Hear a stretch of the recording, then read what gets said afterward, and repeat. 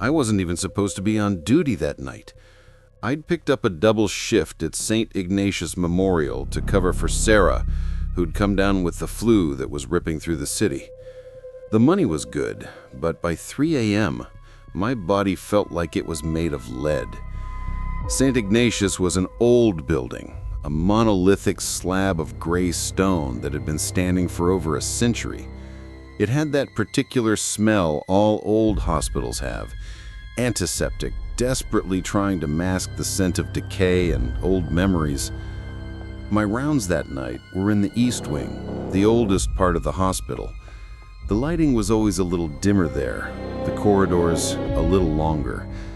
The central nurses' station was my island, a pool of weak fluorescent light in a sea of echoing linoleum-floored darkness.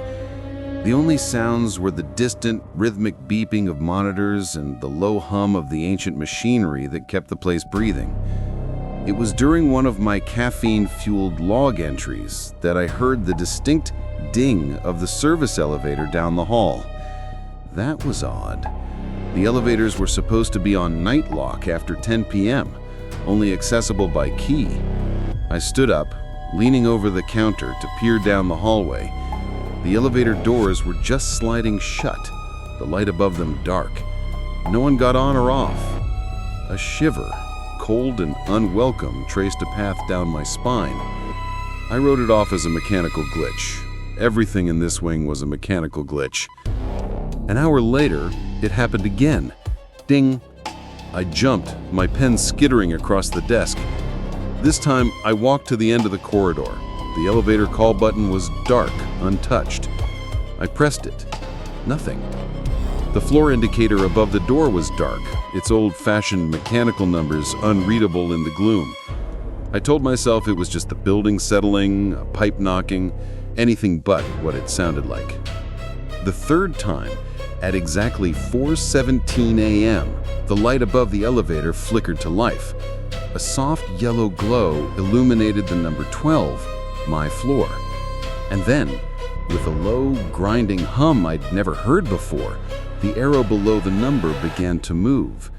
It didn't go down to 11, it went up. It slowly, deliberately clicked past every number until it settled on a number that shouldn't have existed. 13. I felt a cold knot tighten in my stomach. There was no 13th floor. I'd studied the building's blueprints during orientation. The building only went up to 12. The old plans even showed that the elevator shaft was sealed off with a concrete cap between 12 and the roof. This was impossible. The doors didn't open. They just stayed there, the number 13 glowing with a faint, sickly light. My nurse's training kicked in, a logical, procedural part of my brain insisting there was a rational explanation, a wiring fault, a prank by the maintenance crew. I had to check. I had to know. I took my master key, the one that overrode the night lock, and slid it into the slot beside the elevator door. With a trembling hand, I pressed the up button. The doors slid open immediately, as if they'd been waiting for me. The interior was different from the others. While the modern elevators were lined with stainless steel, this one was paneled in dark, rich wood, worn smooth in places by countless hands. The floor was a mosaic of cracked tiles. It smelled different, too. Not of antiseptic, but of old dust, polished brass, and something else. Something faintly medicinal, like ether. I stepped inside. The button panel was ancient, a brass plate with black push-button numbers, 1 through 12. And above them, where there should have been nothing, was a 13th button. It wasn't lit. It was made of a darker, older material, and the number on it wasn't painted. It was carved into the surface. 13. My heart was hammering against my ribs. This was insane. I reached out, my finger hovering over the button. A part of me screamed to get out, to go back to my station and forget any of this had happened. But the curiosity, the need for a logical answer was too strong. I pressed it.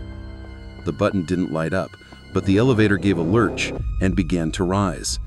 The motor didn't sound like the smooth electric hum I was used to. It was a clattering, groaning sound, like an old pulley system being forced back to life after decades of silence. The ascent felt too long, far longer than the few seconds it should have taken to go one floor. The air in the cab grew cold, and the smell of ether grew stronger, making my head feel light. Finally, with a jarring clang that shook the entire cab, it stopped. The doors slid open. I wasn't on a roof, and I wasn't in a concrete-sealed shaft. I was looking into a corridor. It was a hospital hallway from another time. The walls were a grimy, greenish yellow, lit by dim, wire-gauged bulbs on the ceiling. The linoleum on the floor was cracked and curling at the edges. Wooden doors with small, wire-reinforced windows lined the hall, each one closed. It was deathly silent, and the air was stale and frigid. I took a hesitant step out. My shoes made no sound on the grimy floor. I walked to the first door and peered through the window. The room was dark, but I could make out the shape of an old-fashioned iron bedstead. It was empty. The next room was the same, and the next. A profound existential dread began to wrap itself around me. This was a place that shouldn't be, a forgotten floor, a place out of time. I reached the end of the hallway. The last door on the left was slightly ajar. A sliver of slightly brighter light spilled out. I pushed it open. The room was set up like an old operating theater, but small, private. A single surgical table stood in the center under a blindingly bright, focused light. And on the table, strapped down with thick leather restraints, was a person. Their face was pale, their eyes wide with a terror I could feel emanating from them like a physical force. They were struggling weakly against the straps, and standing around them, their backs to me, were three figures in long, old-fashioned surgical gowns and caps. They were holding instruments, bone saws, long scalpels that gleamed under the harsh light. One of the figures began to turn, slowly. I didn't see its face. I didn't need to. I stumbled backward, my professionalism, my logic, everything shattered into a million pieces of pure, undiluted fear. I ran. I sprinted back down the silent corridor, my breath catching in my throat. The image of that patient's terrified eyes burned into my mind. The elevator doors were still open. I threw myself inside, frantically mashing the button for 12. The doors slid shut with an agonizing slowness. As they closed, I caught one last glimpse of the hallway.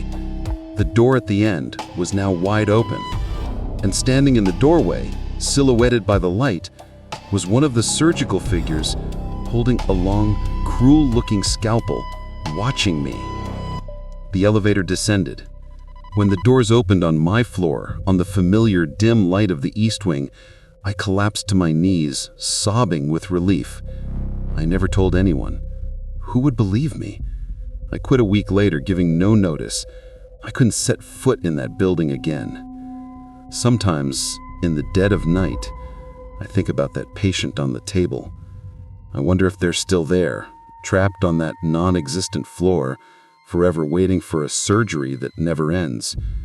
And I wonder if I had stayed in that elevator a moment longer, would I have become a permanent resident of the 13th floor, too?